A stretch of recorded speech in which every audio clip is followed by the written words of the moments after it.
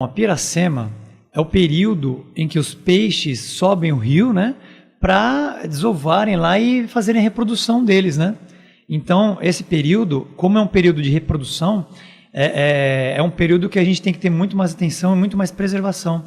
Ou seja, os peixes sobem as corredeiras, sobem os rios, vão desovar, vão reproduzir e vão aumentar a sua quantidade, né? Para que na próxima temporada nós tenhamos mais peixes para poder pescar, para o pescador profissional ter aí o seu alimento, né? Ter o seu sustento, e o pescador amador também possa ter o seu lazer. Esse período foi criado, existe toda uma legislação em torno dele, aplicação de multas, de fiscalização, para exatamente essa questão da preservação. Hoje as pessoas já estão mais conscientes em relação a essa importância da piracema? Com certeza, né? Com a internet, que o acesso à informação é muito mais rápido, né? Muito mais fácil, as pessoas estão muito mais conscientes, né? Então, houve diminuição da pesca predatória, né? Tá havendo um respeito maior com relação a esse período da piracema. Existem leis sobre o assunto, mas basicamente, assim, quais são as restrições em relação a esse período para a pesca? Sim, nós temos a lei de crimes ambientais, né, que ela já descreve quais são os crimes ambientais, inclusive da pesca, e quais são as sanções na esfera criminal. Temos também uma legislação administrativa, ou seja, a pessoa se ela estiver pescando em local irregular, né, ou de forma irregular, ela vai responder, além do crime, uma multa também, né, na esfera administrativa, né, que é similar ao trânsito, né, que a gente responde ali a multa de trânsito, tem que recorrer, aquela coisa toda, né, e tem umas normas abaixo delas que regulamentam a forma de pescar. Então, por exemplo, existe uma instrução normativa número 25 do IBAMA, de 2009, que ela traz justamente o que pode e o que não pode, aonde pode e onde não pode pescar nessa época do ano, que é o período da piracema, que vai de quando? Vai de 1º de novembro,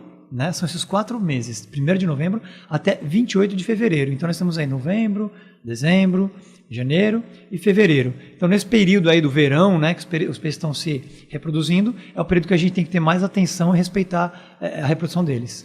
Onde não pode pescar nesse período, tenente? Bom, no artigo 3 dessa instrução normativa número 25, ela traz alguns detalhes lá. Então, por exemplo, a título de exemplo, em lagoas marginais. O que é lagoas marginais? São aquelas lagoas que ficam perto dos rios, que elas acabam se enchendo, né, no período de cheia, e aí ficam os peixes lá alojados ali. Então, ali não é permitido pescar.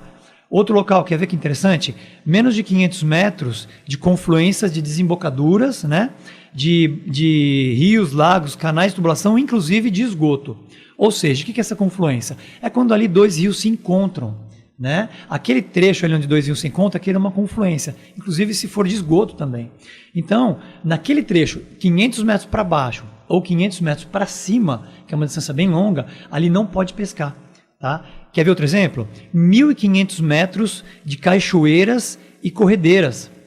Então, por exemplo, se você tem um rio ali, aqui na nossa região a gente tem ali o Corombataí, o Passa Cinco, né? Ou temos lá em Piracicaba, e aí você tem ali uma saída de esgoto, ou tem de repente uma confluência de um riachinho com arguinho menor, e aí você tem 500 metros para cima. Aí lá para Simão, você tem outra cachoeira, uma corredeirazinha, que já são 1.500 metros. Então você vai vendo que no rio, essas áreas elas vão existe uma intersecção entre elas. Então a gente orienta, evite pescar. Evite pescar, porque certamente, se você estiver pescando, você vai estar numa dessas áreas e é passível aí de infração ambiental, tanto na esfera criminal quanto na esfera administrativa. Quem gosta muito dessa atividade pode recorrer aí aos pesqueiros, né? Que aí já é uma outra situação. Isso, pode recorrer aos pesqueiros, que já é uma área controlada, uma área fechada, né? Não tem nada a ver com o rio, com represa, com a migração dos peixes. Agora, como é um período de muito trabalho para a Polícia Ambiental? A gente já faz a fiscalização de pesca durante o ano, né? Não só nesse período da piracema, ela já é bem criteriosa, quer dizer, a gente vai no local, a gente recebe denúncias ou está fazendo patrulhamento preventivo, quando a gente constata que uma pessoa está pescando com um método irregular ou um petrecho irregular, né, que o nome técnico é esse, né, o petrecho. O que seriam os petrechos irregulares? Né? A própria instrução normativa 25 ela traz, e a instrução normativa também, número 26 do mesmo ano, de 2009. né? Instrução normativa do IBAMA, número 26 de 2009. Ela traz lá os petrechos, os equipamentos, os métodos que são permitidos, que não são permitidos, né? Traz os locais também. Então, a gente faz a fiscalização com base nessas duas normativas. E aí, constatando a irregularidade, a gente toma as providências cabíveis. Nesse período de Piracema, nós intensificamos a fiscalização, justamente até para orientar as pessoas, que algumas pessoas ainda desconhecem, ou a vida é tão corrida, né, que a gente entra nesse período de novembro, dezembro, nem se dá conta que estamos na Piracema, e às vezes a pessoa ela vai pescar por lazer, e ela nem se lembra desse detalhe de Piracema, ela não é um pescador assim, ela não está sempre pescando, então ela nem se lembra, vai lá, vamos pescar com o filho e tal, quando se vê, está ali no período da Piracema, no local irregular. E aí não tem jeito. Aí ela vai ser multada, ela vai responder criminalmente, porque na multa, né, a gente não cabe orientação, né? A gente faz ali a fiscalização, a multa é de R$700 mais R$20 por quilo de peixe pescado, né?